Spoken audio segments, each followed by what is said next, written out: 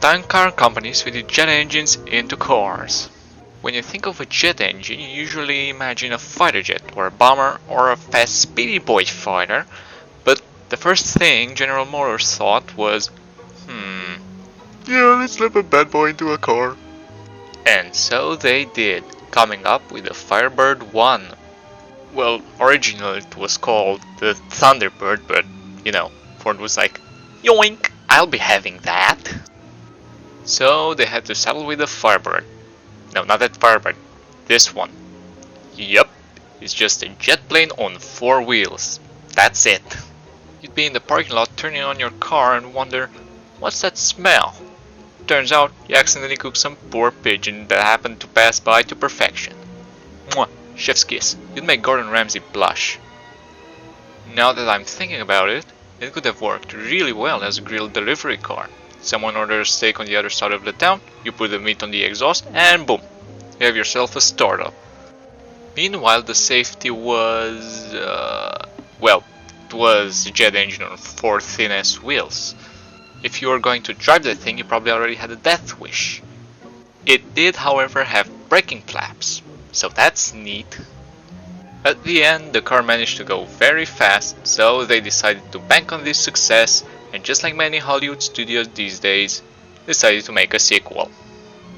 Firebird 2: The Squeakwall. While the first Firebird was a rough-riding, chain-smoking, lung-capacity crippling badass biker, the Firebird 2 was your average suburban Joe that went to church on Sunday, mowed his lawn at 5 AM, and never shut up about those damn rapscallion youths. Going from a 1-seat death trap to a 5-seat non-death trap. Well, as non-death trap as 50s cars go, of course. This Fallout Reject had a whopping and impressive 200 horsepower? Really? All this for a mildly better V8? No wonder GM filed for bankruptcy in 2008. A lot of work went into the suspension and other innovations, but no one's got time for that nerd stuff.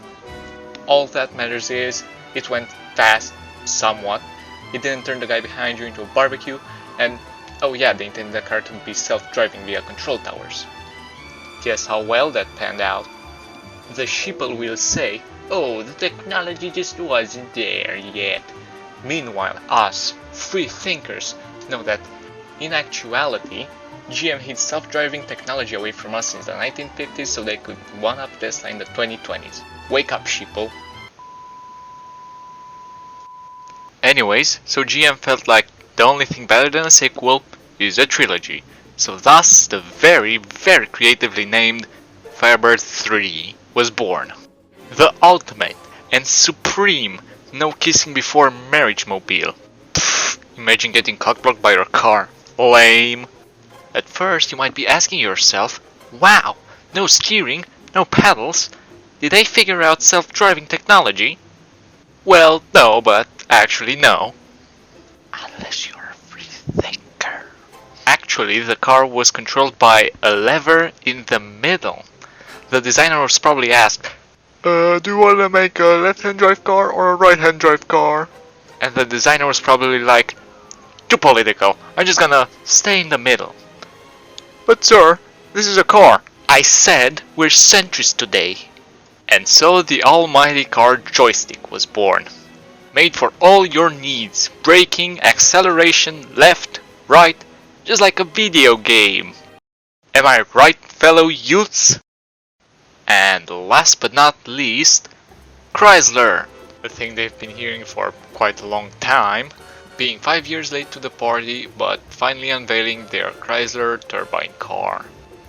It is said that when this car was shown all across the world, since it runs on pretty much everything that burns thanks to its previously mentioned turbine engine, these mad lads filled the gas tanks with tequila in Mexico and Chanel No. 5 in France. What a baller move.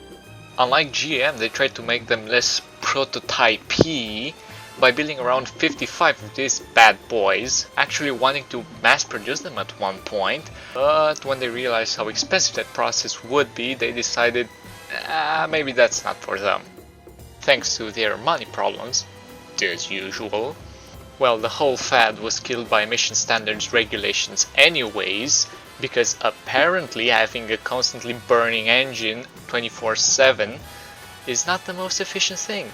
Yeah, who knew?